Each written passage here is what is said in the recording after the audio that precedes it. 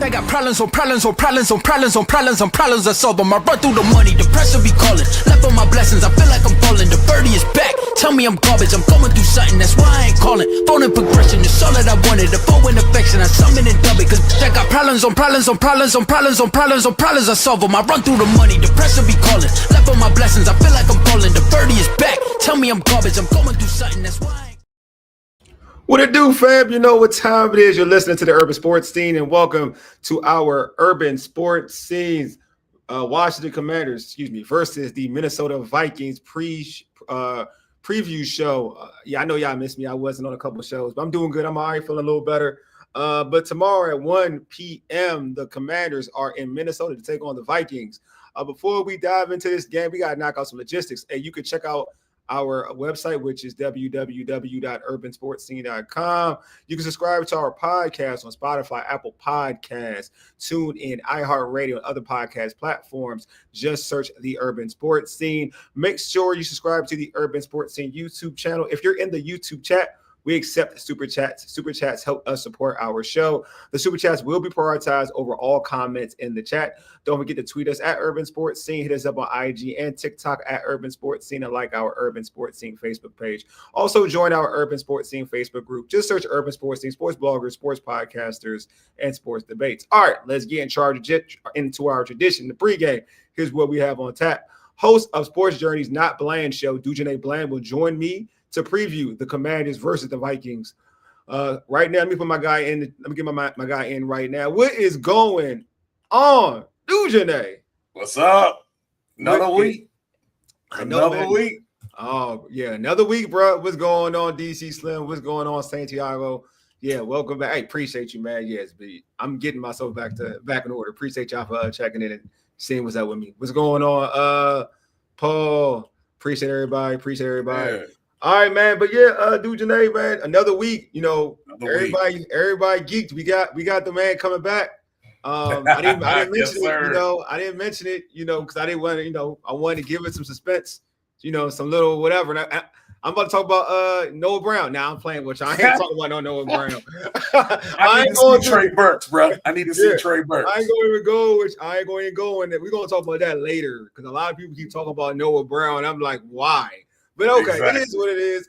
We got the word that Jayden Daniels will be returning Sunday. First off, what are your expectations for Jayden Daniels and the Commanders' offense with him returning at the helm? Efficiency. They have to be efficient. There's no reason why they shouldn't be. We know what Jayden is and is all about. He puts in the hard work, and for once this season, he's going to have everybody that he needs to make that happen. Now, we just need to have Cliff Kingsbury on board and make sure that we're doing what we can for Jayden to make him his best self and get the ball rolling so he can be in rhythm the entire game. Mm-hmm. Yeah, I think, my first thing I just want to see, I expect to be a little rust, you know what I mean? Like you haven't played football in such a long time and it's been an off and on season, right? He's been in games, out games. So I expect some rust. I'm just hoping that like they ease him in the process. You know what I mean? My goal is I hope in terms of the offense to stick to what we saw on Sunday night. We're running the football. Absolutely. That game plan.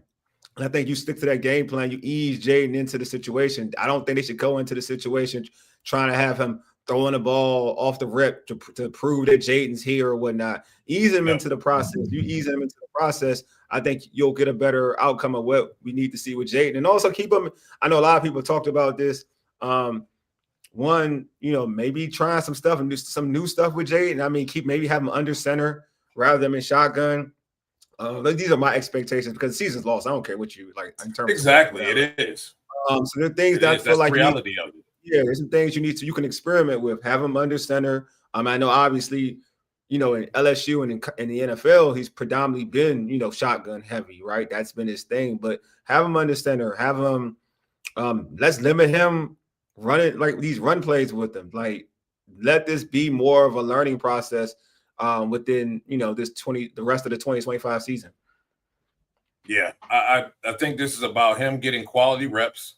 and building on something, setting a foundation in this game and allowing him to continue to build on that foundation from an early start and let it progress through the game so that, he can continue to roll as we get into these last few games of the regular season and leave this season with some momentum and some confidence as a complete unit and some confidence for himself. Because I'm sure it's been pretty tough for him, trying to make things happen for this offense. And just they haven't been able to get things rolling for whatever those reasons are, from play calling to not having, quality weapons out there, people not being able to get open and, protection issues, situational ball problems. So it'd be nice for them to be able to put together something in this game that they can build off of and carry into the next, because you've got some divisional games coming up and the fans would like to see some wins in those divisional games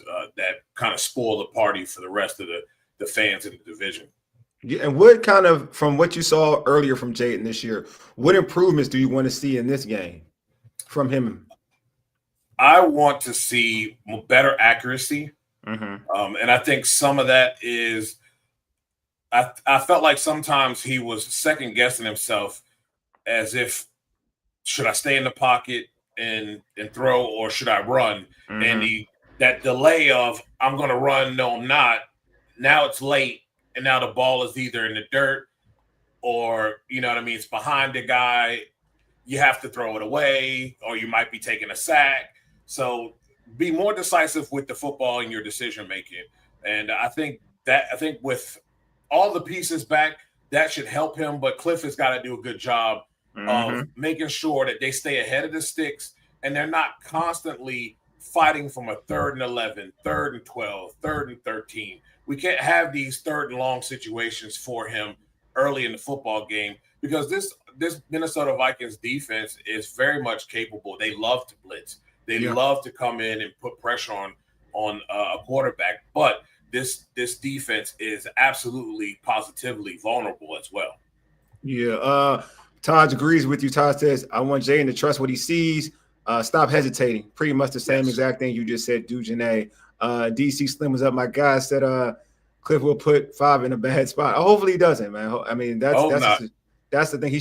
Cliff should learn from his situation. Have him in the pocket. Start with the design runs. I know, Jayden's athletic ability in terms of running is part of his superpower. But to be real with you, honestly, sometimes you got to take away that element from a player who believes they can do it all, right? You got to take it away. Like, you got to take that away from him, because he's going to do whatever it takes to win a football game. We know this already. So sometimes you got to kind of ease some of that stuff away from him, especially at this point in the season, where I think it's more important, from what you're talking about, Dujunnea, to see what he can do with his arms rather than what he can do with his legs. Absolutely. And let that running come naturally. Yes. Because of his decision making. Don't put him in spots where we're absolutely positively going to run him, and that's what it is, design run. I just let him do that. Let him do that on his own. Yeah. I agree with you there, Santiago.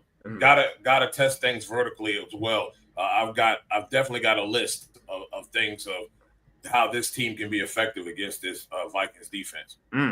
Yeah, definitely. So you mentioned it a little bit, and I'm glad you tapped into like what this Vikings defense brings to the table in terms of, they have a bunch of pressure packages, right? They bring pressure. Like Brian Flores is one of the better defensive coordinators in the NFL, period. He just knows how to scheme up defense.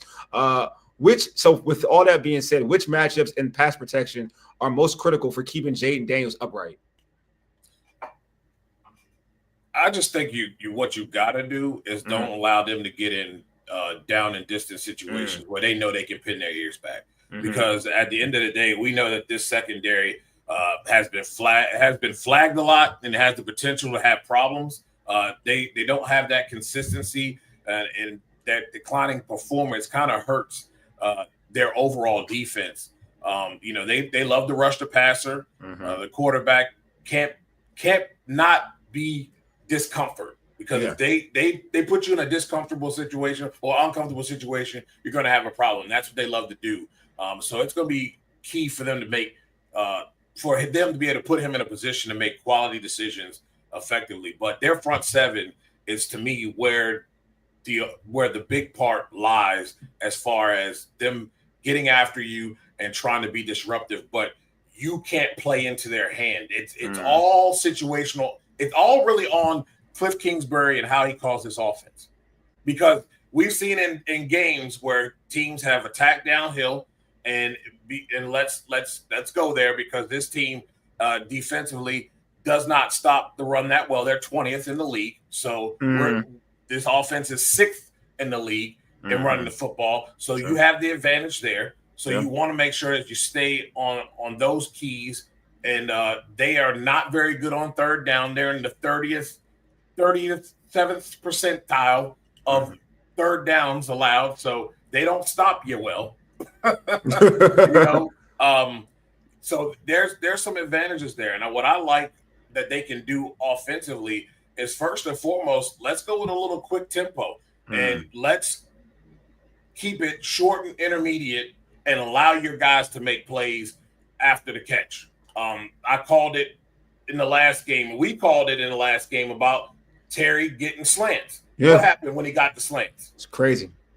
And slanting more. Dujunnea, slant some more. Exactly. I'm about to give that man his flowers. Slant some more, but go ahead, though. Go ahead. And they have to attack the middle of this defense. When you can get things out quick and you can run the ball well, now it slows down that pass rush. And they do not cover well in the back end at all.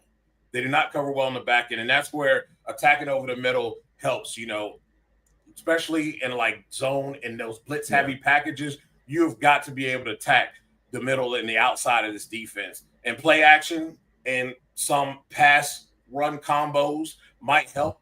I think we need to stay away from those combos and just run the football because I think they have 3 backs that are all bring something different, but all are effective in being able to move the football down the field. And I think a lot of misdirection and tempo change will help also keep this defense off balance for the Minnesota Vikings and really play into the hands of what this offense really likes to do well. It takes away that aggressive blitzing now, because now you can't be allowing guys rushing when you are misdirection, blacks are splitting gaps, or you're throwing it over the middle to a guy like Zach Ertz or whoever you want to throw it over the middle to. That's going to be the key, is being able to have that balance of doing that. And just, like you said, I don't know who commented that, but attacking downfield is the next thing that you can do, because now you've got them on your heels. You've got the front seven kind of playing a little flat-footed.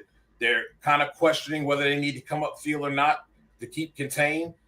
And then you bust one over the middle down the field to, I think it should be a Terry or Trey Burks involved in that type of deal. I know that's right. So I think those are high. I think all those, the middle of the field is a high percentage thing for them in the passing game. And then off of that, because I believe they can run the football against this team, down the field is definitely wide open, and that's where you can get some explosive plays. Yeah, I'm with you about the secondary. I think Minnesota secondary isn't like their backing is their weak part of their defense. But again, that's why I give Brian Flores so much credit in terms of how he's schemes up defense, because even with a weak like look at Washington's situation.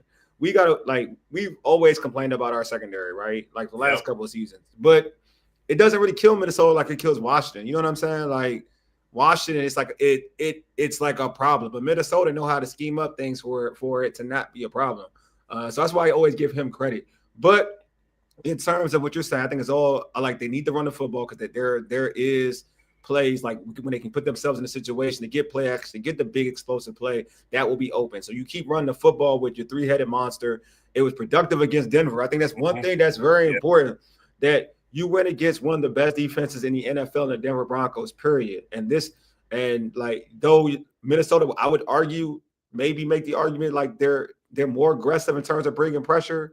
But they're not better than the Broncos defense. Like there's no Patrick Surtain on that defense. Their defensive ends aren't as good as what we saw in Denver, right? Like you don't have that. They have 2 guys. They do have 2 guys, right?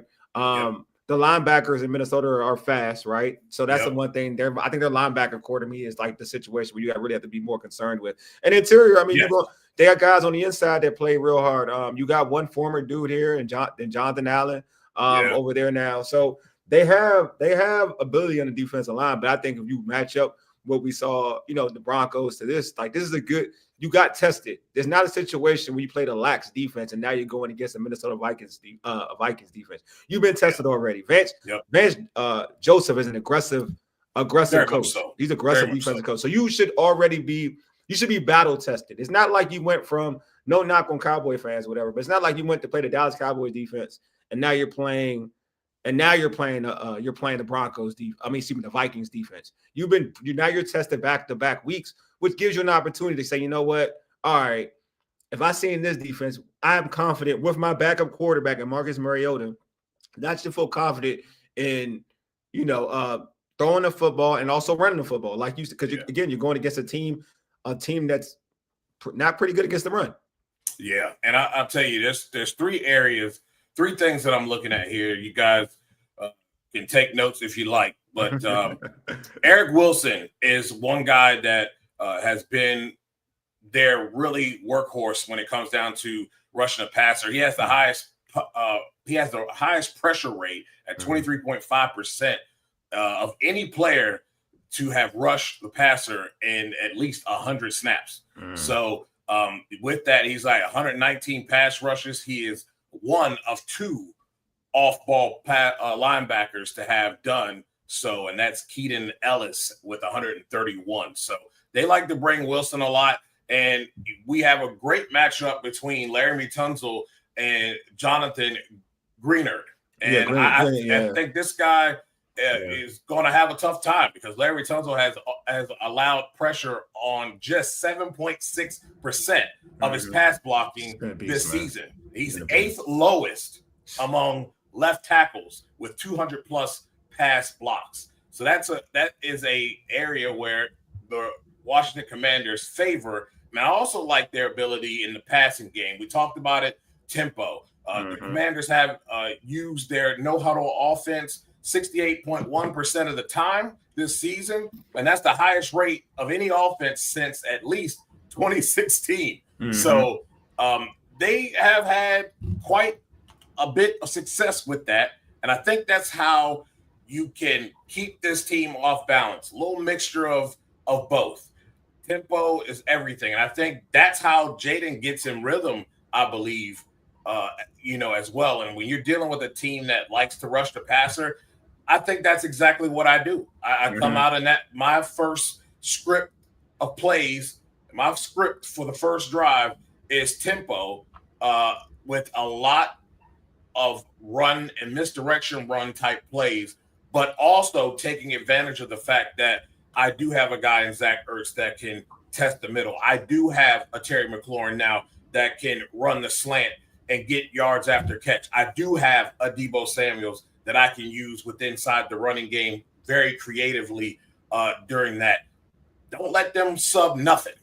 Just let them I think you're going to get a good idea of what they are going to do as well from that. So that's exactly what I would do in my first drive and my first series of scripted plays. That's where I would go.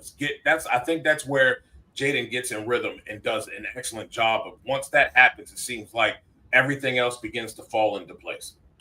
DC Slim says 5 is bad against the blitz. I when the blitz gets through, I'm gonna give credit to the offensive line. We're gonna be honest. What they did against the Broncos, who did blitz, they picked up a lot of the blitzes, man. So I can only go off of what we saw, and I don't expect, honestly, with Terry being back, and with the emergence of Treylon Burks,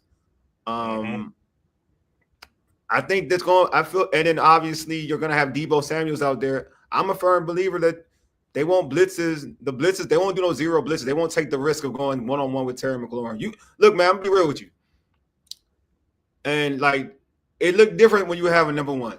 It just looked different. It looked different, and you saw he wasn't going against an average cornerback. He was going with arguably the best cornerback in the NFL, and made the best cornerback in the NFL work. Like literally made him work. You know what I'm saying? I mean, he had like 30 yards of receiving. But that's that touchdown. That touchdown was it. He literally cooked him. Yeah. I know. I'm giving flavors. I'm definitely with you. I'm just saying, like, it's hard to go one-on-one period with anybody. And that's why I'm giving credit to Patrick Surtain, but it's also credit because he's done it to a lot of people, period, regardless. Yeah. So it's different when you got that type of dude going at you one-on-one. And honestly, it's on film. You're going to see on film now, like, dang, for the opposing defenses, they're going to be like, damn, he made Patrick Surtain work. We can't, with our corner play, we can't go one-on-one with him.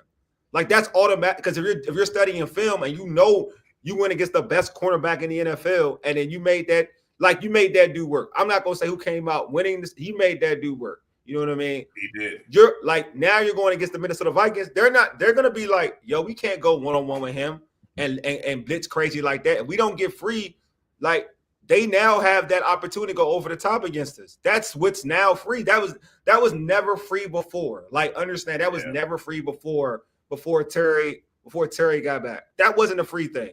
Like, you can't say, hey, so-and-so, go deep. I like Treylon Burks, but you couldn't say Treylon Burks, hey, you can go against the number one wide cornerback and do work. Nah. Now it's like, all right, it go back to, we're going to double Terry, because this is what it's going on. We're going to double Terry, because now Terry going to get that respect now. He's going to get, from what you watched in game one, he's going to get that respect. Terry's going to get the double team respect now. That's what's going to happen. So now it's going to be up to, but again, when you double team somebody, you can't double team somebody and blitz. Somebody's going to get one-on-one coverage, easy work. So now there's going to be up to, like, say, the Treylon Burks. You see, I ain't mentioned Noah Brown. I know he's going to play, but I ain't mentioned him. Treylon Burks and Deebo Samuels. It's going to be their opportunity to get work. We can talk about this. All right, so the Commanders have all their weapons back now. Like, you know, a lot of people are hyped for it. We saw the one-handed catch by Treylon Burks against the Denver Broncos. Fantastic catch. We got Deebo Samuels, always still making plays. Terry McLaurin, obviously. Now we hear to get the word that Noah Brown is coming back. Like, how important is to have all these pieces for tomorrow to see what this offense is supposed to look like? I'll go with this. Noah Brown is a piece, and he is a situational guy. Mm-hmm. He's not a guy that I think is dependable every down. Mm-hmm. He is a situational guy, and in those situations, a lot of third down situations, a lot of times where they kind of lulled the defense to sleep, and then all of a sudden you kind of see Noah Brown all of a sudden just leaks out the back, and he's standing out there all alone by himself. You know, we have the tendency with him to be able to lull people to sleep with Noah Brown, but I think it's a huge deal to not only have Trey Burks playing what he's doing and doing it well and having that threat within the red zone. Now having Noah Brown back, I think adds a complete package that kind of helps you be able to get a little bit more creative and do some things differently that you haven't been able to do all season prior to this, because you just didn't have the horses to be able to trust to do those things. Hey, DC Slim, I appreciate you. He said, we lost, but we are not lost after 7 games lost. We look, man, we lost. I mean, we not going to the playoffs. I mean, I ain't gonna hold you. Playoffs ain't anything I care about or being great at this point in time where the season's at. Man, all I'm about is the draft pick. I ain't gonna hold you. Like, I ain't gonna lie to y'all. Like, I ain't gonna be here, be that person to lie to y'all. I'm here about that draft pick. We had the situation this season. All I care about is individual growth.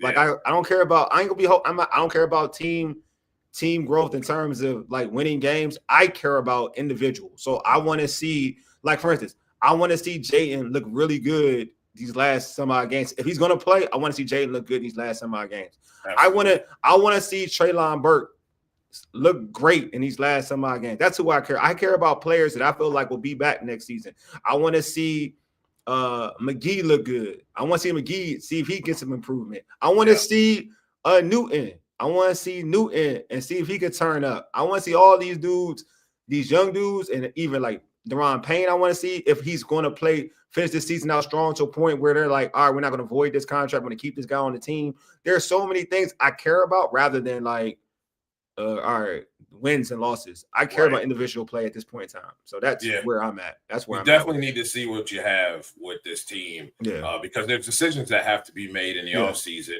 of who stays and who goes and who, as our GM looks around the league, who is available in free agency and where can we or where do we need to focus within the draft? At what position do we need to hone in on? All those things are going to be a big factor. And I agree with you. I think it's all about individual play. I do want to see those individuals when they are out there, as far as young guys playing within this defense. I do want to see the unit play well and they play within the confines of what they're being asked to do. But yeah, I do want to see individuals step up, make plays, and say, "Hey, I should be here. I should be a commander, and I should be a commander for a long time." Oh, Burgundy and Gold. I mentioned Jonathan Allen, but you want me to repeat him again? I mentioned him. I mentioned Jonathan Allen. Like he's on. I said it. Like that matchup in the trenches, with, say, I guess he would be going against Paul or whatnot. Paul and Biotish, or maybe they move him around. Maybe he's going against Cosme and the rookie. Cosme and Biotish. So I think that eventually, I think that's an intriguing matchup. But again, to me, it's the Vikings defense as a whole. We know what Jonathan Allen has to bring to the table. I think I said this before. I thought he had I thought he got negative flack here because as we can see, and I said this before, as we can see, the defense stopping the run has still been an issue. So Jonathan Allen being blamed about not stopping a run or whatever, that ain't on Jonathan Allen. So like I feel like there's always a scapegoat. And I said this because anybody who knows me, I've been pro Jonathan Allen. He was a scapegoat. It is what it is. So I mean, if you want me to go there, go that. If you want me to go there with Jonathan Allen, I'll go there with Jonathan Allen. But yeah, I just pretty much, it is what it is. We got a different defensive line, and he's on a different defensive line in Minnesota. So I wish him the best. Not against Washington, of course, but I wish him the best. Paul said he's talking about Noah Brown. He'll be the fourth option, bro. Let's be real. Like I want him to be the fourth option. Probably not going to be the fourth option. It's probably going to take Treylon Burks to burn. I'm going to be real with you, which sucks, which absolutely sucks, because I mean I'm about to preach on this. Like and Dujunnea, you're right. You're totally right, bro, about everything you said about having the weapons back for Jay. I think it's very important. It's what you went with in training camp. So it's important. But I will say this, man. This Noah Brown infatuation with folks who kind of keep putting him out there like people care that he's going to be on this team or play. I don't care about, like, look, man, Noah Brown ain't scaring nobody. I'm sorry. All right. And it ain't nothing. Like I saw enough from Treylon Burks enough to say, like, I want him to play over Noah Brown, because at the end of the day, like I mentioned, Treylon Burks has a great opportunity to be on this roster next season. Noah Brown ain't going to be on this roster next season. If he is, that's a travesty. It's a travesty. If he's on this roster, it's a travesty. If you're worried about signing Noah Brown next season, it's a problem. Noah Brown should not, to Paul's point, Noah Brown should not be getting more burn than Treylon Burks. I want to see more Treylon Burks than I want to see Noah Brown. Yeah. Playing Noah Brown brings nothing to the table at this point in time. To me. I'm sorry. To me. I felt like the Titans made a mistake with him too. Because I had written an article, I believe it was this year, about Burks in the offseason, and the work that he was putting in this offseason. He really looked good and really looked like he was going to have a breakout season, and then all of a sudden they let him go. I think it's a big mistake. I think the guy has a lot of upside, and with given the opportunity, I think he's in a position now. Dan Quinn does a really good job of getting the most out of guys that maybe with others have underachieved. And I really think, given the time and given more opportunities, I think you're just going to see him blossom. I mean, he's young. He's everything you need. Young, tall, physical. Yeah, they don't got that on this team. We don't have none of that. Yeah, this dude, I'm saying. He proved that with that catch in the end zone. Because even I was like, damn, Trey, I see you. I see you. Like, I don't want him. That's with a broken digit too, by the way. Yeah, like, I don't want him. Look, man, I want to see Jalen Lane. I want to see Treylon Burks. I want to see Terry McLaurin. If you're going to be out there, I want to see Terry McLaurin. Yep. And I want to see Debo. Like, I want them. That's why I don't need to see Noah Brown. I'm sure he's a nice guy, man. I'm sure he's a nice guy. I'm sure he's a totally nice guy, man. I'm sure he's good for the locker room. People cheer him on. I'm sure he was messed up that he didn't get to play. Look, man, I understand it. I feel it. I'm with you, bro. I know you were frustrated. You thought it was going to be your time to shine, your claim to fame. You're going to show everybody that you can play a whole season. You just – look, man, it ain't work for you. It just didn't work for you here. It didn't work for you. It's fine.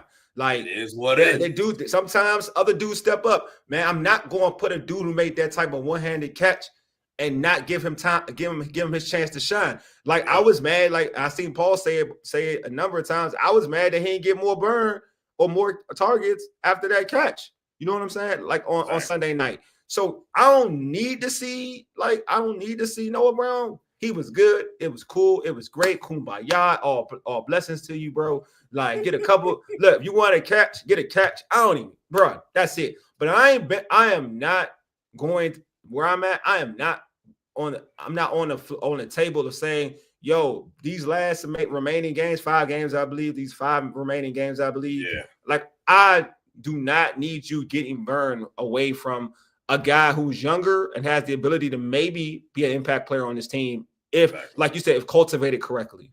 Yep. That's the key. You know what I'm saying? That's key. You know, coming out. Who said like, nah? I'm talking about Burks. I wanted Burks or Olave. Oh, was Olave coming out? Let me say Olave. Yeah, coming out. I mean, Olave's like that. I wanted Olave. I like Olave more. It's crazy. I'm like, which I was wrong. I like Olave more than I like Garrett Wilson. Olave used to kill Michigan. So I was always like, damn, Olave like that. But Garrett Wilson is kind of like, I know, I get it now. But Olave is like that. He just concussions be getting him. But yeah, like that's what I want. Sorry. Yes, spell Burks, Noah, and get looks. Burks gets burned. Yeah, that's what I want. I think Burks deserves to burn Noah because I ain't gonna lie. Every time I see it, and I love a lot of these reporters, man. But every time I see some of these reporters mention Noah Brown, I cringe. I'm not gonna lie to you. I'm be like, why I keep talking about Noah Brown? Like I'm like, he had one standout catch on a Hail Mary. A Hail Mary, bro. I mean, can we get over the Hail Mary? I'm not gonna lie, it was fluke. All right, I'm not gonna lie to you, it was fluke. All right, got tipped to you. I don't know, man. I don't know because did he die for it? No, he didn't die for it. But this all about positioning. Yeah. And he played it correctly. They said they worked on it that way, and they were all working on there to kind of push it up. Yeah, and he was supposed to stand back there and cradle it, and he did it. I'm Dujunnea, you so nice, man. Dujunnea, you so nice, man. Look, all I'm saying is like Chicago had to mess that play up for it to work. If dude just batted the ball there, that's all I'm saying. Like, but everybody, man, it's a biblical moment. Yes, you know what I'm saying. It was a Hail Mary. It was Hail Mary, and the dude's name is Noah. God wanted it to happen. You know what I mean? I keep saying that God wanted it to happen. That's all I'm saying. Hey. You know what I'm saying? No, I won't say it's fluke. I'm gonna go with it was biblical. That's what I call it. Biblical. It was a biblical Hail Mary. That's what I call it. That's why I call that.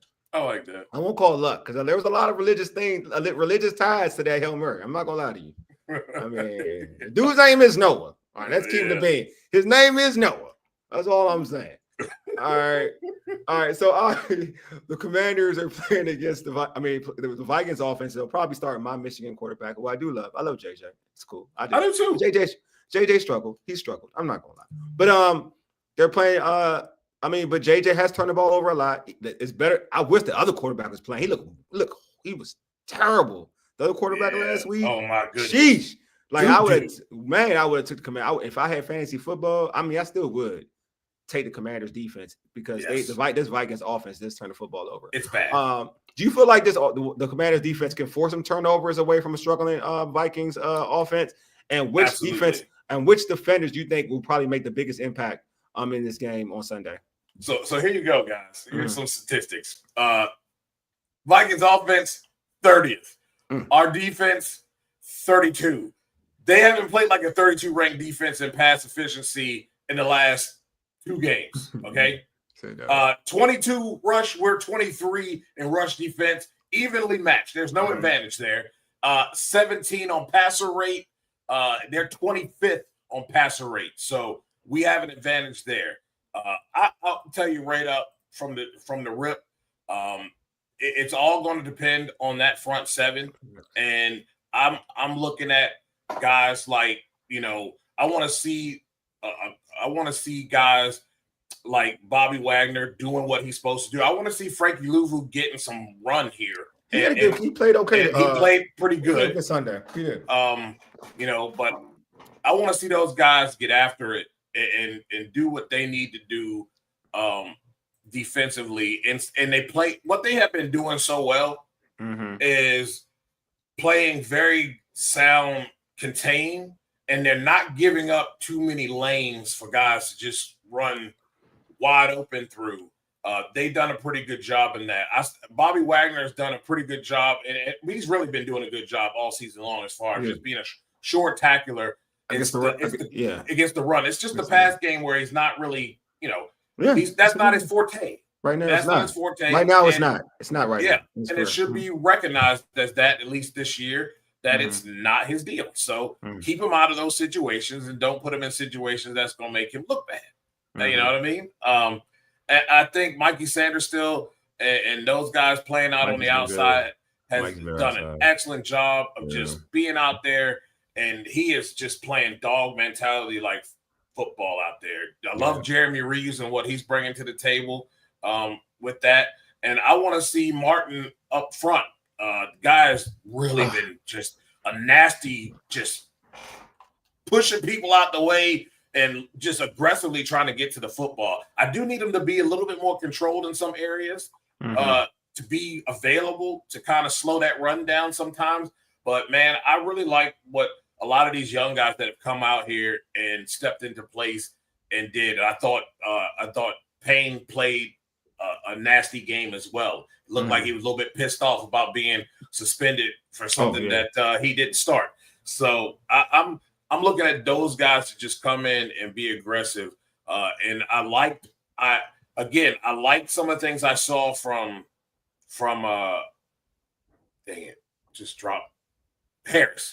Will Harris. Yeah. Like some of the things I saw from Will Harris. There are some things that we saw during that time that are things that I thought that he could work on that are a little deficient in that area.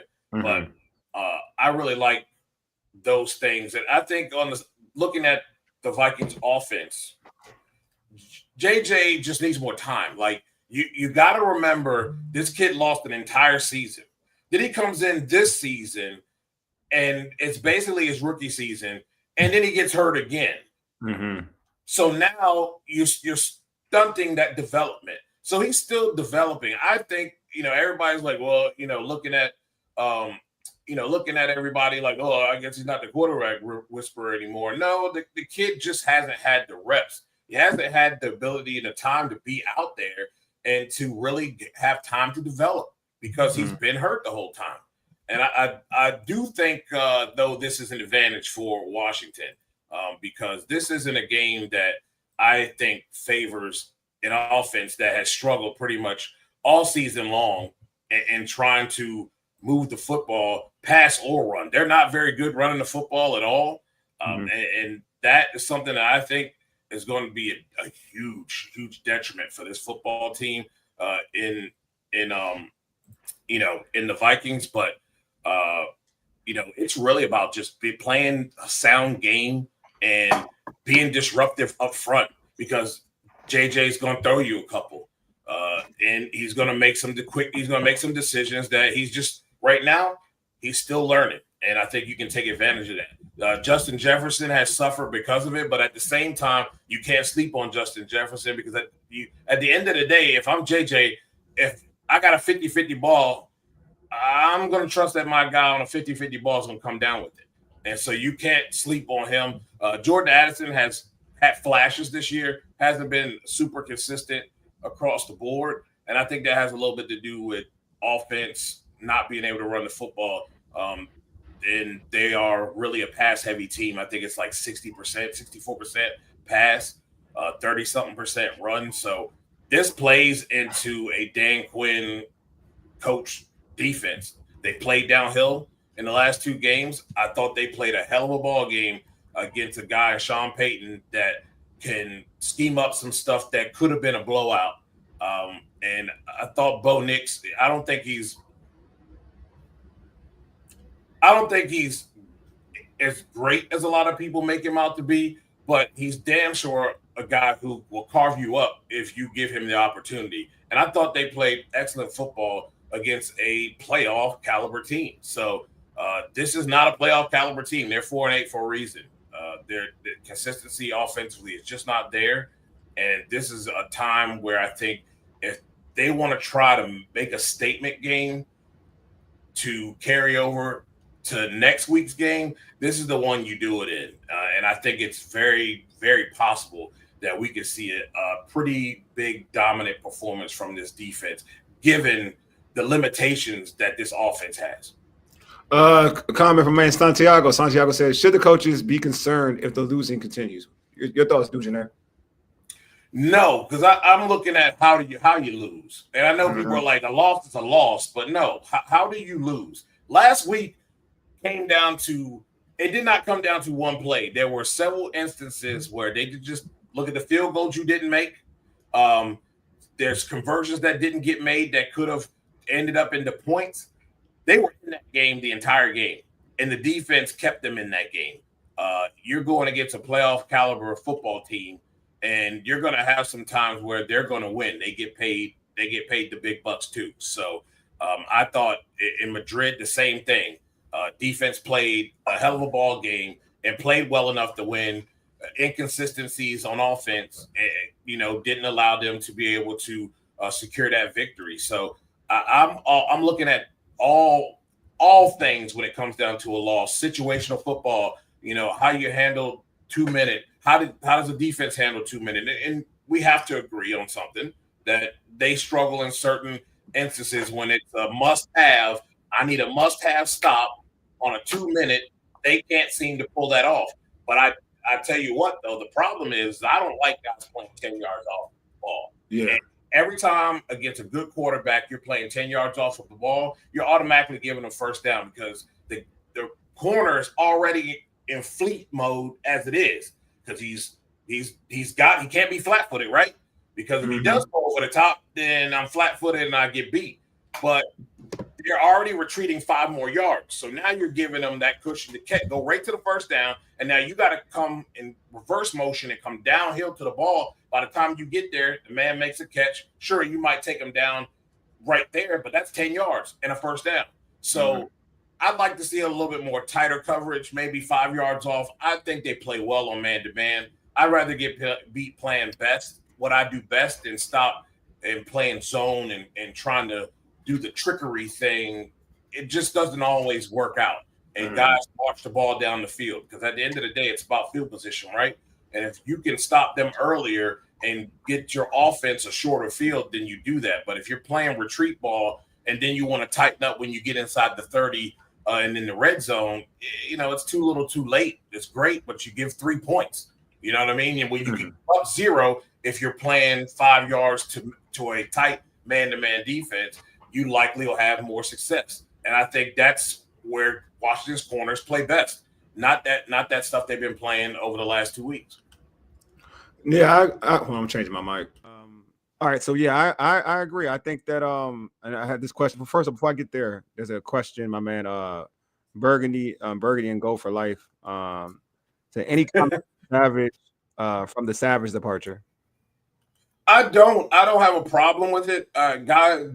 It's numbers game, right? And they feel like they have some other players ahead of them that have been playing well, and he just can't see the field right now. They got other people they're looking at. And sometimes you have a overload in an area. And if a guy feels like he wants to play, and that's really that all it comes down to. He just wants to play and give that man an opportunity to play. So I don't. And then I think he went to Minnesota too. He went to Minnesota. Oh, did he? Okay, I didn't know where he got signed from. All right, he went to Minnesota.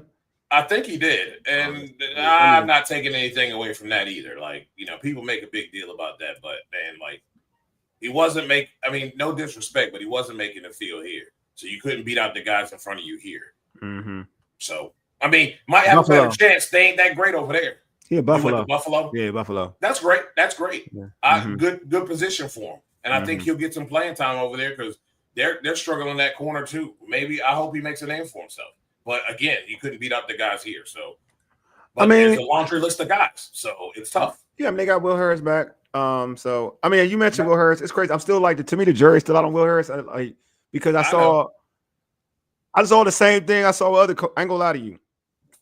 I'm gonna give him the benefit of the doubt because he's coming back. He's just coming back, but he gave up a play. I think Mikey, he didn't pick up on his own. Mikey carried on with his guy, and he left that dude wide open. It was the same thing. So I don't really with Will Harris. It's like it's the same thing I saw with other safeties. You know what I mean? But again, he's just getting back in the swing of things. So I'm gonna give him some grace because I'm not.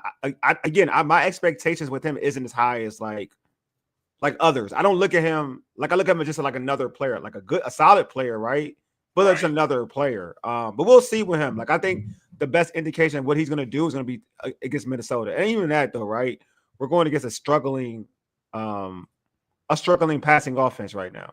But we'll see. Paul got a question for you, Dujunnea. He said, do you think we have a coach on this staff that can elevate JD5 to his best? I honestly, outside of Cliff Kingsbury, I don't think that exists on this staff. And you think Cliff Kingsbury can get him to his best? Do you think Cliff can get him to his best? I think there's limitations with Cliff. I agree. I have to be honest. I mean, there are some times, man, this dude is in his bag, and you're like, God dang, Cliff, you just killing him out here today. Yeah. And then you have games that you're like, none of this is making sense. And why all of a sudden we had success, and then all of a sudden you go to this wild nonsense where we throw in wide receiver screens and bubble screens. Where the hell did that come from? We were running the football just fine and getting 5 and 6 yards a pop and hitting them over the middle with Zach Ertz and getting a little play from Deebo Samuel. Like, where did that come from? Those things bother me, and I think you have to be honest. And Cliff has limitations. My man DC Slim's question says, can you have confidence in a team that lost games in a row and gave up 300 in all of them? Can you have confidence? 300 yards, I guess he's talking about the defense. I have to be honest with you. I don't think you could come out as a fan and say, we're gonna stop y'all. Yeah, we're gonna shut y'all down. I agree. Nah, they are a team that is a bend but don't break type of defense. They will bend all the way down until they get inside the red zone, and then all of a sudden they're like, we're in the red zone, but you know what? We're not going to let your ass score. Yeah. You can take these 3, though, but we're not going to give you 7. Yeah. That's what you end up having. And when you get – at times when they get those types of touchdowns, they give touchdowns, a lot of times it comes from something that was an explosive play. And now when you get an explosive play, what do defenses usually do when they've been hit once, then twice by a big one? They get a little rattled. They're kind of back on their heels a little bit, and then they end up getting into the end zone. So I think when you see this defense playing tight football, but yet the ball is moving in increments, and they're kind of matriculating the ball down the field, and then they get in the red zone, they tighten up. So I'll say this is a bend but don't break defense. But you can't have confidence in a bend but don't break defense because it doesn't always correlate to that. Yeah. You know what I mean? It always hold up. That's a fact. It always hold up. Nah, I get what you're saying, DC Slim, man. I get what you're saying. I'm never a big fan of bend but don't break defense. I ain't gonna hold you. No, I'm not a fan of that. But I can also be on the flip side and say this though. I think it's way better than what they were doing before. Because it was breaking all the time. Like, it was breaking all the time. It ain't matter who they was playing. It was breaking all the time. And if your offense hits 7, and hitting 3, you got a better chance. 7, you got a chance to win the ball game. They at least giving you a chance. Yeah, they weren't giving this team a chance to even smell a victory when you giving up 7 on every daggone possession. Like exactly. But I'm with you there. I don't have to answer your question. I don't have faith in bend but don't break defenses. I don't. It's actually one of my least favorite defenses. Greg Williams had a defense like that at one time. It was because of personnel. Yeah, because personnel. He had a defense like that, and it works. But it also at times you're like, okay, but we stop them here and it looks good, and then all of a sudden, bang, 7, and then now you're behind. If your offense is having a struggling day, they cannot help you. Don't call on them to help you. They cannot help you. Agree. My man Todd says Cliff is good at what he does, which is scheme, but him developing players or being patient isn't his strength. If you want a developer, you need a McVay type or O'Connell. Agreed. Yeah, I agree. Yeah, I agree with that too. Yeah. What we have here? Questions. We have Todd says, what are your 4 things you are evaluating for the rest of the season? Go ahead, Dujunnea. What are the 4 things you're evaluating for this rest of the season? First of all is how individual players how do they comprehend their assignment given.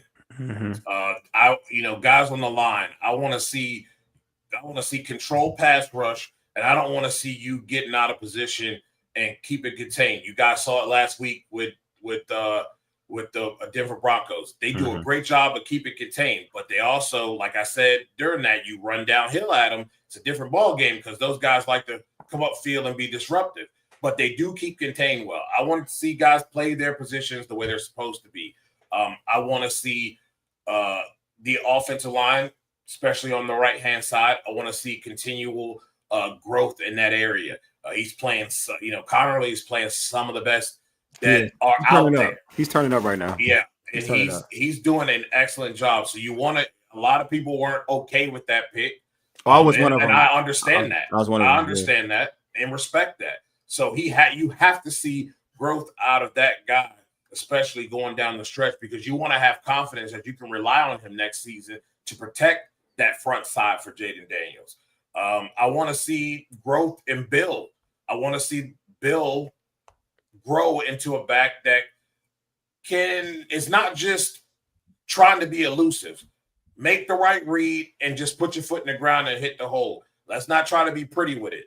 And when he does that, you see him get to the second level a lot of times. When he's doing the decision, trying to guess and doing the jumping around, he doesn't do so well. It gets bottled up. So I want to see the progression in him so that he can add to the 2 backs I think we have here in Chris Rodriguez and McNichols to add to this thing and have a 3-headed monster back there. So that's some of the things that I'm looking for. And I also want to see continued development in Jalen Lane. He's got to catch more footballs, and he cannot put the ball on the carpet, especially in special teams play. Those are daggers, man. When you drop a football or when you fumble a football on special teams, that is one of the worst momentum shifters ever in football. It can take a game that was in hand and turn it upside down just like that. I was gonna ask you. So you mentioned the running back game. I know I'm going back in the past. Do you think Washington made the right decision on letting trading away B-Rob? The way it's going now, the way they're using their run game? I do not. Okay. Because I wasn't a B-Rob hater. There's certain things I didn't like about B-Rob. But guess what, guys? We're seeing the same things from at least 2 out of the 3. It's really B-Rob was like this. So you run B-Rob, he get 2. You run B-Rob again, he get 2. Then you run B-Rob again, and then all of a sudden, boom, 15, 20. Yeah. We're doing the same thing now. We're doing the same thing now. You just gotta. B-Rob was a volume guy. You can't just put him in spot and then pull him out and put him in. He doesn't work that way. He was a volume guy, and you see it in San Francisco. I don't think he's having success over there because he's not getting the ball in volume. You got McCaffrey. Exactly. So it's difficult to do that. And you see that with the guys we have now. Yeah. Look at Chris Rodriguez is probably the only one that can come off the bench and go from a 2-yard carry and instantly give you a 10-yard carry out of the gate. The other 2 are volume carriers, and Bill is especially. He gets better as he's had the ball. It looks like that, right? It seems like that. When you use him sparingly, he's not nearly as effective. When you give him volume, you start seeing him break off runs from the outside. You see him all of a sudden hit something up the middle, bounce it outside, and the next thing you know, this dude's got 15, 20 yards. Yeah. I think that move was kind of a lateral move. Yeah, I think it's lateral. I think it's real lateral. Yeah. I would have kept B-Rob over Chris Rodriguez or Big Nichols are expendable because they're the same guy. So you just make a choice. I like disrespect. Yeah, no, I mean I like all of them. I do like all of them. I think there's a way that you can use all four of them, to be honest with you. It is with the way it worked. To your point, if you're my thing, it would have been a good trade if they utilized all the weapons like the way they need to work. Utilize the weapons. They just didn't. Todd says, what makes the B-Rob trade look bad now is because the team is not using any of their replacements to their best of ability. I agree with that. I agree with that. Burgundy for life. Burgundy and gold for life. Excuse me. Said if Eckler was here, it would have been different. I agree with that too. B-Rob has had success as a Niner, but not enough to miss. Yeah, he's been well. But again, when you're playing, this is the thing: there's different levels to this, right? You're playing Christian. You were right. McCaffrey. You're not supposed to get that many carries. Be real with you. He's not supposed to have that hurt. Yeah, he got to be hurt for B-Rob to really have an impact. He's played well as a backup, but he's not going to get any type of carries compared to what he was going to get here. No. Like, that's like, I mean, good God. It's not even a situation where it's Montgomery and Montgomery and Gibbs, right? Because they've always had that thunder lightning situation. So Montgomery's going to get his carries. But even that, though, right? You're not going to get a lot of Montgomery because Gibbs is so good. You're not going to get as much as Montgomery as you could get because Gibbs is so good. So it kind of goes in that route. But yeah, I think B-Rob, to your point, I mean, I think the way he's been used, the way the running back situation has been used, makes it difficult. Like, makes it easy to say, yeah, the trade ain't really pan out the way we thought it was going to pan out, right? But that's only because of usage. I believe with you. I agree with you. But they said that the reason why they let him go because they like that running back room. So it gives you the thought process that you're going to showcase all the backs in the room. So see, look, Shanahan's scheme makes an average back good and great, a great back, a Hall of Famer. I mean, I get what you're saying, but in here he averaged over 4 yards a carry. If you average 4 yards a carry as a running back, that's good. That means that's better than average. As you look at what's average in the NFL, a 4 yard per carry running back is above average in the NFL. That's above average. So he was above average here. And people didn't like him a lot. And I get it because people like the flashy running back. So I get that. When you see Jahmyr Gibbs, when you see, and not to say he's blitzing, I'm not saying what's his face? I'm not saying that Bill that he's better than Bill and vice versa. But when you see a guy who runs like Bill, you automatically go to you automatically have the idea like, oh, he's way better than Bill's way better than this dude. He's gonna kill, blah blah blah. Not thinking that you're talking about a young dude that is coming from the NFL after not really playing football last year. You know what I mean? So that makes it difficult. But not knowing that there are little like traits that make you make you an elite running back, a good running back, or average, or you can say average running back, to be honest with you. There's traits that you got to have in this league to make sure you are one of them. You know what I'm saying? So that's my thing. Like, I get where folks are with like B-Rob, Bill, whatever, all that situation. But I'm saying that just trading him away, I'm just looking at it right now. I'm just asking that question. I'm not saying who's better or whatever. I'm just saying, like, how is it now compared to what we thought it was going to be? We thought because everybody thought it'd be a whole different situation that folks had like, oh man, Bill going to be the truth, or like, I like C-Rod a lot. So I'm gonna be real. I like Chris Rodriguez a lot. Me too. Like, I've been complaining. I think he should have burned with B-Rob here, whoever was here. Like, I thought even when Bill was doing this thing, I thought Rodriguez should get his shine. And you see, he's kind of doing it now. Like, I feel like if you've given this kid the opportunity, he could have been like, he would have probably led this team in rushing, to be real with you. Like, Chris Rodriguez would be the person that led this team in rushing. And they didn't because he sees, because actually, real talk, And people you may not like the speed he has, but his vision is better than all the running backs in that backfield. Like that's why he was breaking off the runs. Yeah, his vision is better. Mm-hmm. It's just better. You see it. His vision is 10 times better than anybody else in the backfield. Yep. He's not as explosive as like Bill, but his vision is better than Bill. Like what he sees the hole and he takes advantage of that hole.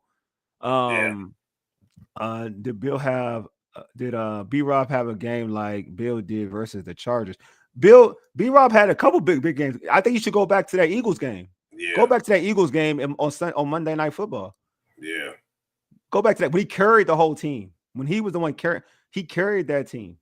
Yeah. Go back to that game. I think people have like amnesia. Like they kind of forget like certain games. Yeah, the game. Thank you. Yeah, basically said it right there. Like I compare his game. I say the same thing about Eckler too, man. Like Eckler in the first half before he got hurt was lighting it up. I agree. I agree. They were able to use him the way he was being used in LA a lot, and he looked a lot more spry, sprice and out there making plays in the passing game. I thought he was. One thing that people like, that's one thing that fans like always overlook. But man, that third down back pickup, Eckler was doing that. Yeah, Eckler was doing that, and that it means a lot. It means a lot when you are talking about sometimes your offensive line and you're dealing with a young right tackle. It helps a lot. Yeah, look, man, I don't want to hear no more talk. I don't want to hear no more Alabama fans talking about nothing. All right, all that nonsense. Y'all forgot that this defense was stepping their game up over these last couple of weeks, and we dogging y'all right now. Love it. Love it. I'm sorry I had to get that in. Oh, you did. I see. I feel you. I was like, where's he going with this? Hold on. He said, who's responsible for all the inconsistency on this team? Who's responsible for Cliff? It?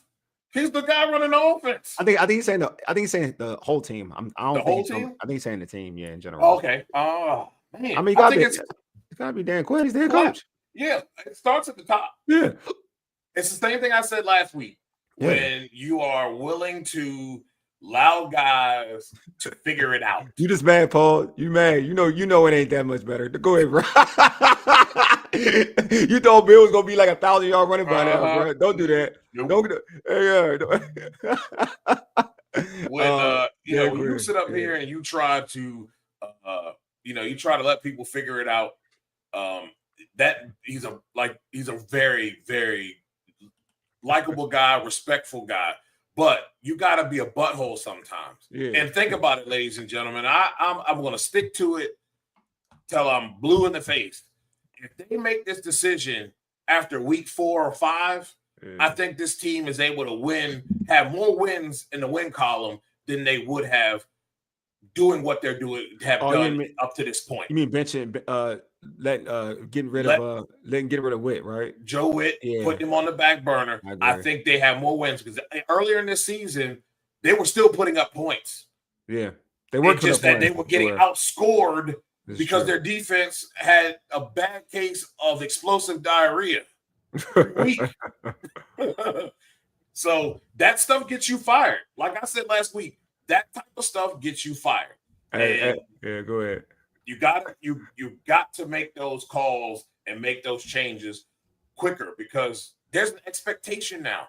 Last year left an expectation. So for fans to be a little bit upset, and sometimes some of them really upset, I get it because this is not what we saw. And you added these pieces. Now, granted, people got injured, but I don't like to use that as a complete crutch. We see too many teams that are still playing respectable football and competing, and they have lost key players. It's all come down to coaching, and I said it earlier in the year. It's coaching, and it starts at the top, though, and that's where the fault should lie. It's always starting at the top. If your team ain't consistent, it's on you, and you always gotta make. This is the thing, regardless of what people think. In his chat, I know my man DC Snow and Dan Quinn out of here, and I got love for him, but this is what I do agree with him. Like it does start, it starts from the top. But it's your responsibility. If you knew that Joe Witt was trash, or don't say trash, that's harsh, but you know what I mean. If he wasn't doing his job, then it's your responsibility to say, bruh, you ain't calling plays anymore. Let me call them. That's your responsibility as a coach. If, like I heard the meeting, like we want to be more balanced on offense. If you could have, like, dude, you should have went to Cliff. There's obviously he had a conversation with Cliff during the bye. Like, bro, we need to run the ball more because that team was way more balanced running the ball against the Denver Broncos than we've seen all season long with lesser defenses. And I know after the bye, he was like, Cliff, hey, we need to run the football, bro. Like, we need to run more. You know what I'm saying? I'm sure, and I'm positive the way it looked like to me that I'm doing this from the outside. Like, if it was up to Cliff and to what Paul is talking about, if it was up to Cliff, Bill would be getting more carries. Yeah. If it was up to Cliff, Bill would be getting more carries. Yeah. But I'm sure Dan saw, like, yo, C-Rod, there's a reason why C-Rod was named a team leader, like a captain. Yeah. Like, Dan was probably like, nah, this dude need to play. Like, this dude, every time he come out, he need to play. Like, he needs to play. You could tell Bill has vision issues that he needs to. He's learning to do. And we saw that when he was featured. He's great. He's great when you bring him in to spell a guy. Yes, agreed. That's where he excels. Yeah. Starting though, it's sloppy, and I think that's why you're not seeing him out there. But you're right. I think if it was left up to Cliff, he'd be out there. Yeah, Bill be out there if it was up to Cliff. I know. Like, he's the type of back he likes. He wants a faster back. He wants he wants speed out there. Yeah, that's his spread. That's where he wants that.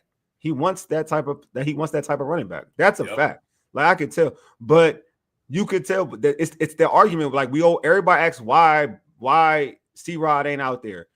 We've seen, like, when he's out there, he's the most productive back. He is the most productive back. All right, so let's go back to this game though. For you, Dujunnea, before we end this show and end the stream, what are your keys for Commanders' victory over the Minnesota Vikings? Going what you did last week on offense. That's a sound running the football, and I think the quick passing game is going to open up your deep ball. It was effective against a quick defense in the Denver Broncos.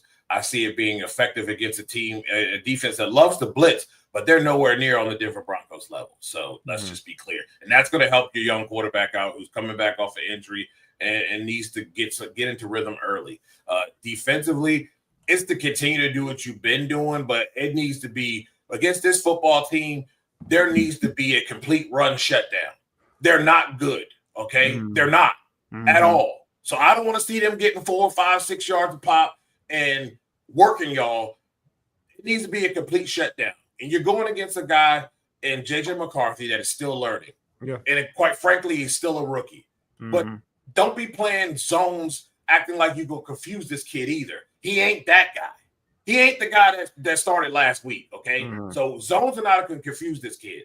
Play up front, let your defense hunt, and go get the quarterback, shut down the run. And I think this game is easily winnable. And I think you could have your first manhandle of the year if you do this right. Because I don't think they're not that great in the red zone either. So even if you have a bend but don't break, but I think this is a game where they could get a lot of confidence from and really take it to them because this offense is not good at all. I don't know if y'all been watching the Vikings over this year, but I'm telling you, bro, this offense, I don't care who's that quarterback. Oh, well, actually, they look better with Carson Wentz. Okay? They kind of did. They kind of did. Outside of that, they have not looked good. And it's no knock on JJ. JJ needs time to develop, but he ain't there yet, and he is still trying to develop. Go get that man and embarrass them. I mean, I will say this too. Like, we also got to be careful. This the same team they beat the Detroit Lions, the team that mollywopped us. And also this is with JJ, and they beat the Bears that beat us as well. Yes. So we got to be careful of how we assess what teams we play against. That I will disrespectful. Yeah, but you gotta hunt them. Don't sit back and do that stuff you were doing last week. I'll give you a little bit because hey, Bo Nix can carve you up. So I'll give you a little bit on that. I mean, Sean Payton carved you up. That's how I look at it. Sean Payton can carve you up. This ain't that.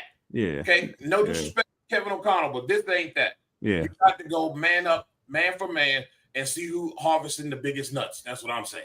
I'm with you. My man Todd says, I will be honest, we lose this game, even even those losses shouldn't matter at this point. But if we look bad, yeah, serious talk about DQ being fired should be had. You agree? Because I'm like, I can't say that right now, man. Okay. Like, you gotta look. Last year they hit on something and they tried to run it back. Let's be honest. They tried to run it back and they added a few pieces, and those pieces got hurt. The rotation got hurt.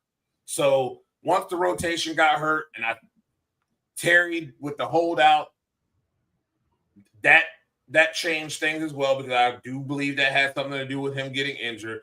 Although I will tell you, well, yeah, it had something to do with him getting injured, because I think if he's there all season, he made a huge play on that. And if he was in football shape, you don't hurt your quad like that. Yeah, you get what I'm saying? Yeah, so there are a lot of factors that go into it. I do believe that there needs to be more time. I think we did it was a lot of great things that went the Washington Commanders' way last year. You know what I mean? A lot of great things, a lot of things that the ball was rolling in their direction. And this year, it complete. You got a pandemic of injuries, and you hadn't been able to shake it. So, yeah, it needs more time. Now, if they come out here next year and it looked like this, then there's some discussion that needs to be had, because you've got a young quarterback on a rookie deal still, but I think they'll pay him within year 3. Yeah. And you've got some young players here that have promise, and you've got to maximize Terry's upcoming years as he's getting older. There does have to be a conversation had after that. But I think given the situation, I think there are some factors where Dan Quinn's going to learn from this, and letting a guy go too long is really what I think is what hurt this football team the most. This is all I'm saying, is that realistically speaking, I'm just a realist. I'm not in the make-believe life. It would have to go to totally left. And I mean, when I mean left, like to everybody else is talking about, like, and I'm even that's like a stretch to me. For Dan Quinn to get fired. It's got and then like to Paul's comment. What Paul right here? I'm gonna go back. I'm gonna go back to Atlanta. Yeah. The Super Bowl was on Kyle Shanahan. Yeah. Got too cute. And everybody know that was on Kyle. That was on Kyle. Then everybody know that. The general manager did not invest in continuing to bring in talented people. And they got rid of folks. They were slimmer on the talent side, and that ball rolled in the wrong direction because of it. That it was nothing Dan could have done. It was offensively. They didn't try to improve there, and they didn't try to improve on defense to help themselves. And the GM was a huge problem with Dan Quinn in Atlanta, because I think he would have had more success with competence. And we see what type of competence is there in Atlanta, and they're still having that issue now. You know what I mean? Of consistently bringing in talent and then letting that talent develop and be successful. So I won't blame that. I won't blame that on him. So this is the thing. My man DC Slim is talking about Shanny didn't call the defense. This is the problem with that, though. You do know, like, I mean, you watch football, we all watch football. Bro. All right, the problem, this is like when you're up 28, 27 and whatever. What was that? 28-3? 28-3. Right? And you out there throwing the football? Yes. You throwing the football, you're putting your and you're playing Tom Brady. Come on, let's be real. And any level of football, bro. Any level of football, you're going 3 and out and you putting your defense back on the field like that. That is your fault. Like, and that's you're not even running the football. You are throwing the football. And you're not running the football. And you could run the football. You chose to throw the football. That is an offensive problem, bro. That is not like you put your defense. No, we're not going to do that. We all watch football. We all know football. Now, so I'm not going into the Super Bowl. That's not an excuse. That's real talk. Like if Cliff Kingsbury did that, you'd be mad at Cliff Kingsbury. Let's keep it a bean. Like I'm not going to do that. All right. So, but I will ask you this, DC Slim, because you asked, like, I respect this question though, because you always ask it. I want to ask this question to you, and you can respond to it in the chat. Do you think the Commanders will fire Dan Quinn? Not should we? Do you? Because I'm a believer in realist. I'm a realist. I'm gonna ask you this: do you think the Commanders will fire Dan Quinn? Not what you think they're going to do, or what you think, or what you feel they should do. Do you think they're going to fire Dan Quinn? Because then, I want to I want to see where you're at. If you think they're going to fire him, then we'll see. I'll bet on the other side say they won't fire him because I just don't think they will. But do you think they're going to fire him? That's my question to you. Do you think they're going to? Not if you believe they should fire him. Do you think they will fire him? I don't think so. Yeah, that's all I'm saying. I understand, DJ, but we have the opportunity to get a younger head coach. See, this is what I'm saying. Y'all saying we got the opportunity. Listen. We're not gonna do make believe. No. This is the thing. We're not gonna do make believe. I'm gonna ask the question to folks in the chat. Not any if this, that, or the other happens. Do you feel like Washington will fire Dan Quinn? See, that's fair. That's fair. I don't think this is a Ron Rivera situation. Ron was there to stabilize the organization as a whole. It really wasn't about the product on the field. I'm gonna be honest with you, man. Yeah. It really wasn't. It really wasn't. Yeah. And now you having to do. Let's not forget this cupboard. This cupboard had roaches in it, and there was like old boxes of rice-a-roni in the cupboard that had been there and is expired. Like this is a whole reconstruction, and they just so happen to be able to get more out of less last year, especially us. We can say that on both sides of the ball, but I say more so on the defense side of the ball because I think guys like Olamide Zaccheaus and others were key contributors to the overall scheme of what they were trying to do. You tried to add certain pieces to this to keep the ball rolling as we're trying to still bring in talent, young, and a combination of young and free agency, and you got bit by a nasty injury pandemic, and you saw what your defensive coach was not able to do with lesser talent. Yeah. When it's all young guys that you're going to have to coach up, you weren't able to get that done. And you also weren't able to see, too, that why do I have Mikey playing where he's playing? I'll put him back out there where he had success last year and let him build off of that. There's a whole bunch of different little things that you got to look at. You got to look at in this. But I don't see a fire, and I think you're making a big mistake. Again, I'll tell you like I tell people with football in college. Yeah. When you sit up here and you fire guys repeatedly, you set your program back 3 to 5. Oh, I agree. 3 to 5. I agree. So, you guys will be like, you got guys in here that absolutely will run through a wall for Dan Quinn. I'm with you. No, but I want to answer this question. Like, this is the thing. I don't do this is my thing. Regardless of what you think people, not you, Dujunnea, regardless of what, this is why I'm answering the question. I'm in the, when we do these pods, I don't want to do what if. And I don't want to do what if. I don't want to do what I feel, what I believe. You know what I mean? Right. Like, when I said Joe Witt should be fired, I knew it was going to happen. Like, I mean, I felt like it was a good chance it could happen. Like, that's what I'm saying. Like, I didn't say Joe Witt get fired last year, even though I didn't like Joe Witt. There's a reason why I didn't say it last year. The reason why that didn't come in my mouth, because I knew that realistically happening in the offseason was not going to happen after the season they had. I didn't think he was a good defensive coordinator last year. You understand what I'm saying? But I'm not going to say I didn't say Joe Witt's going to be fired or whatever. Like, I knew he wasn't going to get fired. So this is my thing. I'm asking you this question. It doesn't matter how you feel. This is the question. Do you believe that Dan Quinn, and I'm talking to the chat, that people respond, like in the chat, other than the people I've seen respond, I'm talking about you, DC Slim, Paul, I think you kind of already said, you probably pretty much had the vibe of it. Do you feel Dan Quinn's going to be fired? There's no excuses. There's no chatter about what I feel or what my beliefs is or whatever. Do you feel that Dan Quinn's going to get fired? You feel like the amount of games he's called is enough for him to get fired?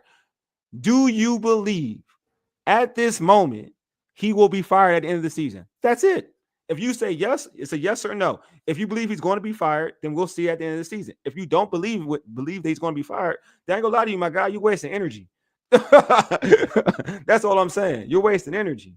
DQ, that's what I'm saying. That's all it is. And like, if you believe it, that's all I'm asking for. But let me get you my keys real quick. My keys are like run the football, create turnovers. I'm glad you mentioned my man Mikey. On the outside. Look, man, that's one thing I get mad at Dan Quinn and Joe Whitten, whoever is calling defenses. Like, that is a failure on your side, bro. Like, you putting Mikey on in slot. I don't know what you doing as coaches. I ain't gonna lie. In that element, when somebody is playing good at one side and you decide to move him in the inside, look, it's like night and day, bro. Like, look, night and day.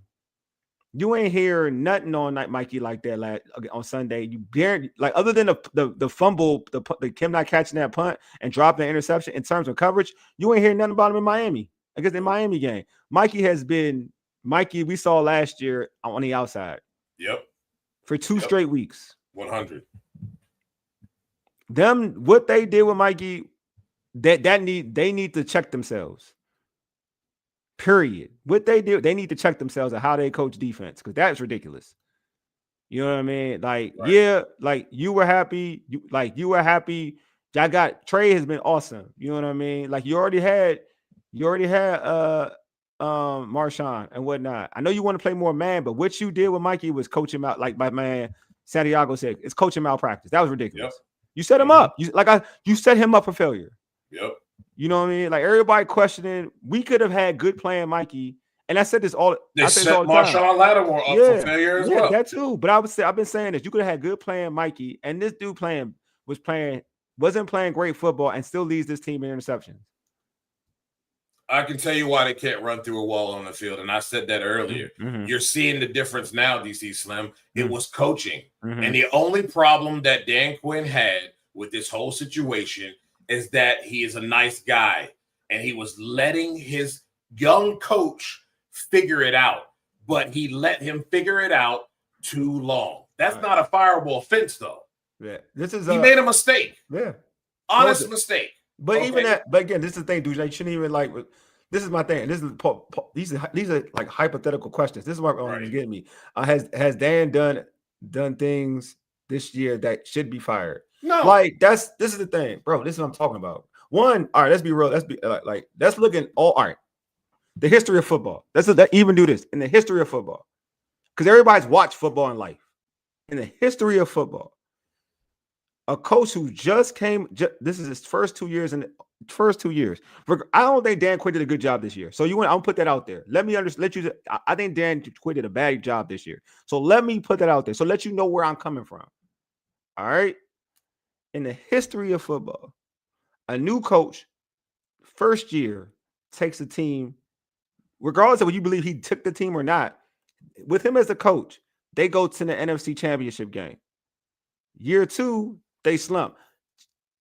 Do you really, and I'm being real with people, in the history of watching football, are they getting fired that second year?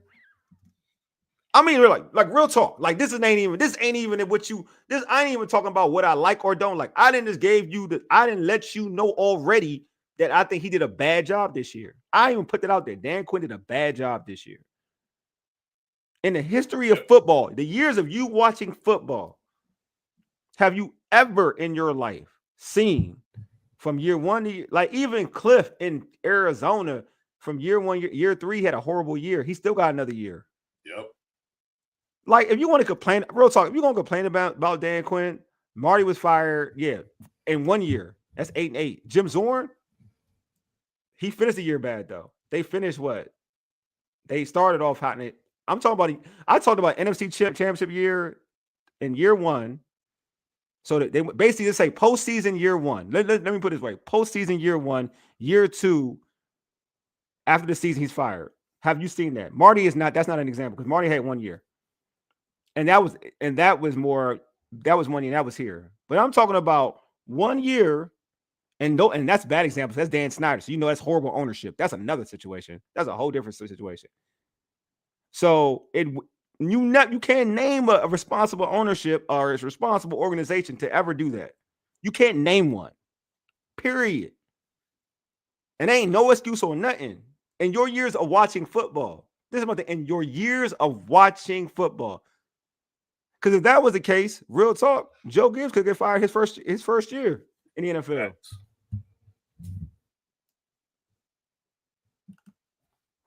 I'm just being real.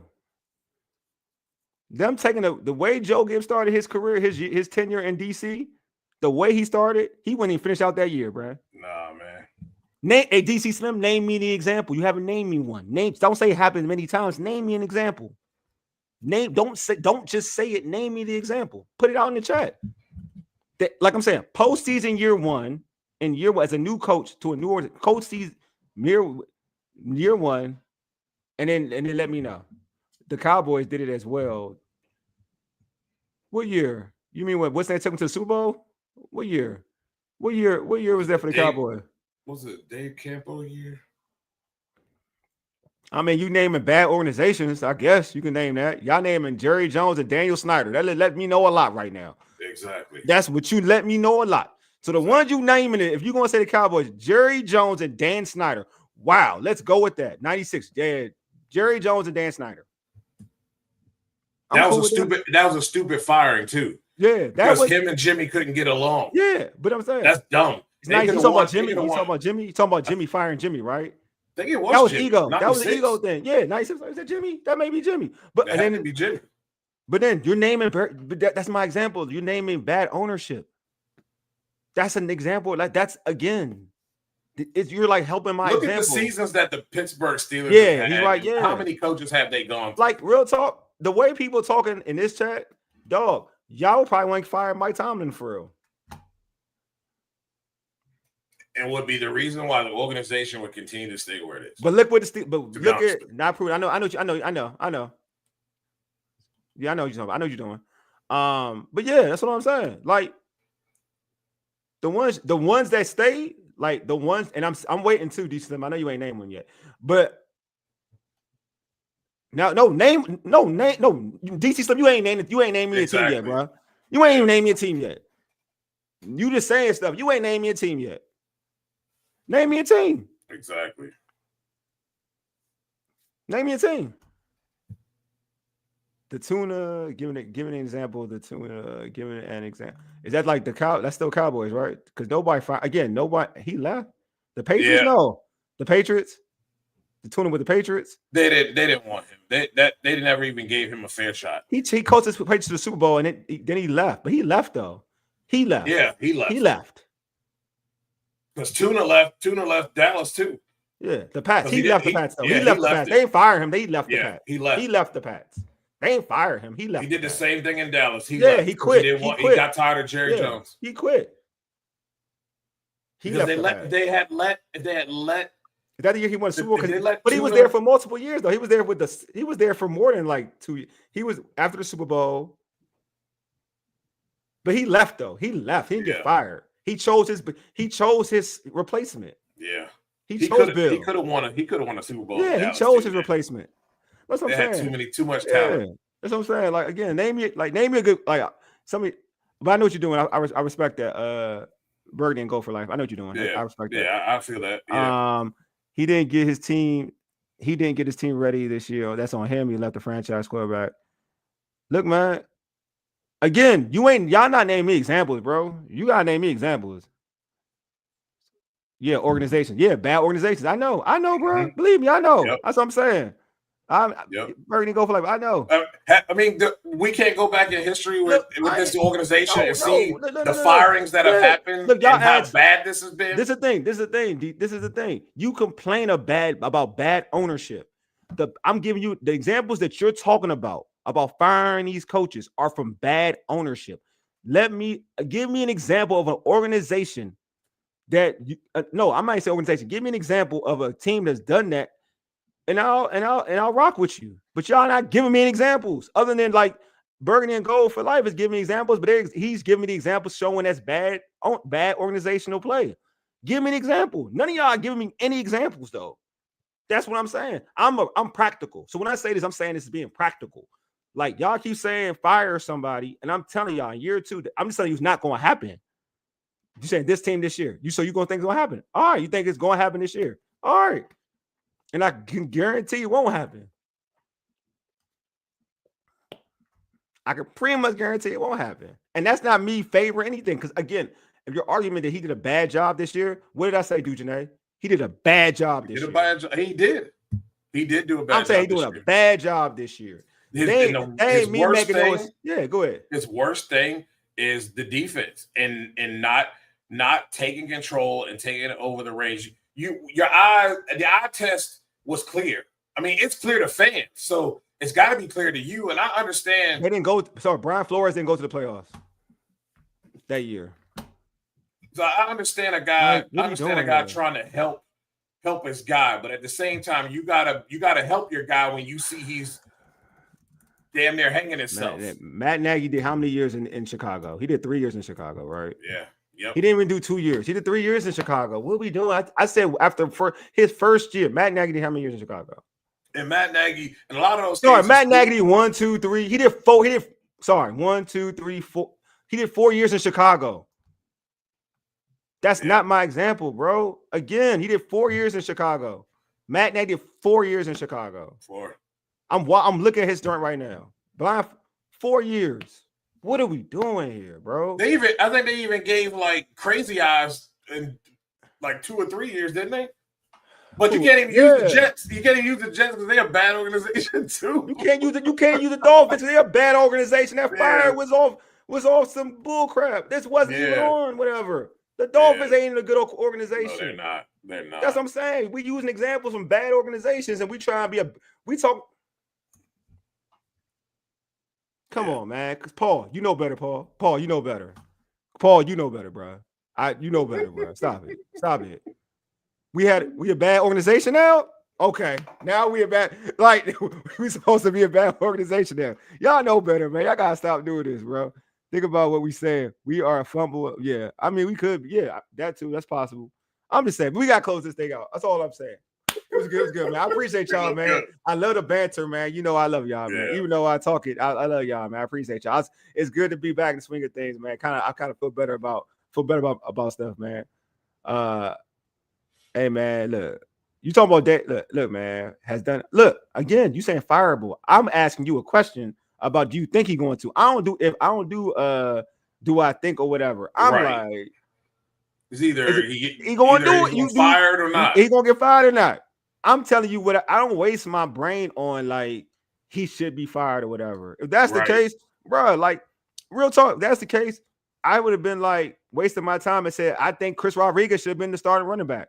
I've been close to that, but I knew he wasn't going to. Right. You dig what I'm saying? Right. I don't go into stuff like that. Me neither. A full open panel. That's all I'm saying.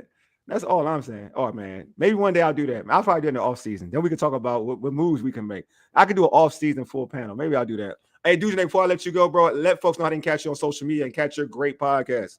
It's Not Bland 21 on everything. Love talking shop with you guys. You can check out the show at the Not Bland Show. We're going to be getting into a little bit more football here as the season winds down. The NHRA season and drag racing season winds down. But, hey, man, come over there and learn something about drag racing, about 341 mile an hour drag racing.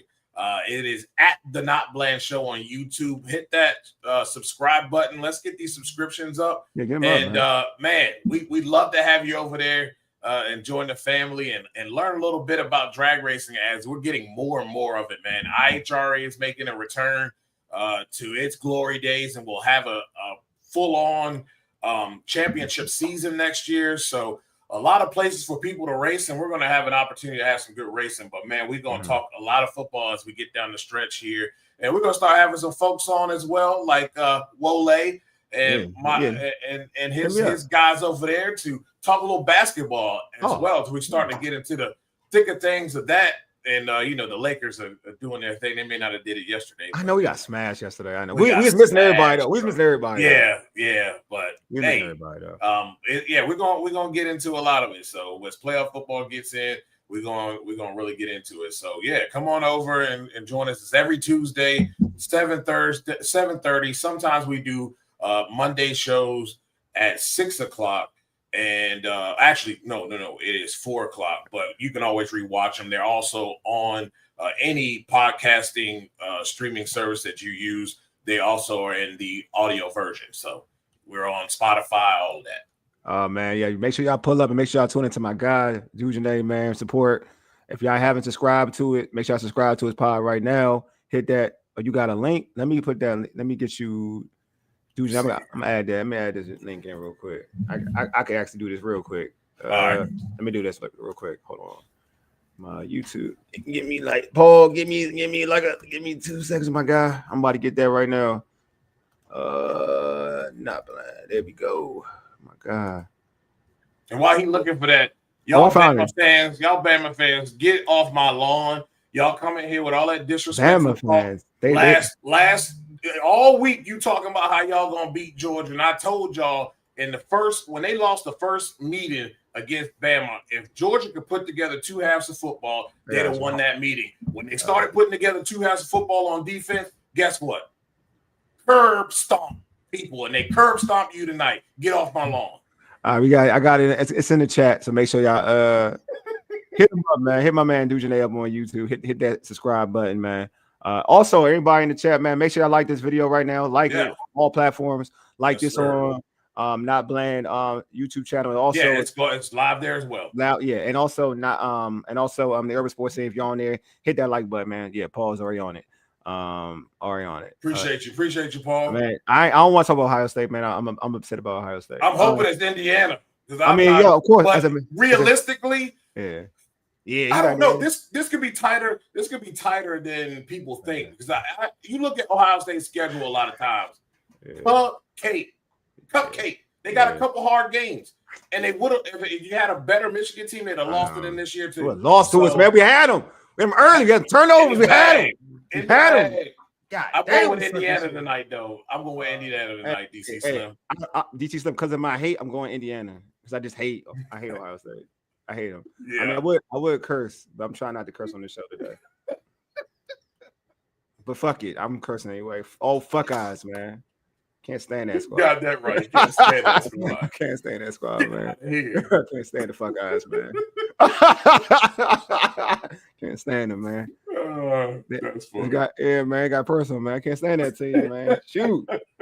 Dang, we should beat them. We should have beat them. Oh my God, man. Man, I was so disappointed. Man, quarterback is like, don't get me. He's not supposed to be mid. You know how much he costs? Yeah, a lot. A lot, man. Be doing it. He shouldn't be doing it. Man, he should be out here playing like Carson. Man, like he can't even throw the ball, bro. Like, you still mad. Yeah. Why you throwing shade? Why you throwing shade? You ain't slick, dude. I see what you're doing here. I hate that. I hate Ohio State now. I really hate Ohio State. There's no way we should have got beat there. I was like, we got their number. And then they punked us. No what? This ain't a college show. We out. Hey, you know what, man? I appreciate everybody for tuning in. You guys are dope, man. For the folks who talk about Michigan, y'all know what y'all can do with yourselves. Anyway, you've been listening to the Urban Sports Scene for ages. You dig? Deuces. We are out. Peace.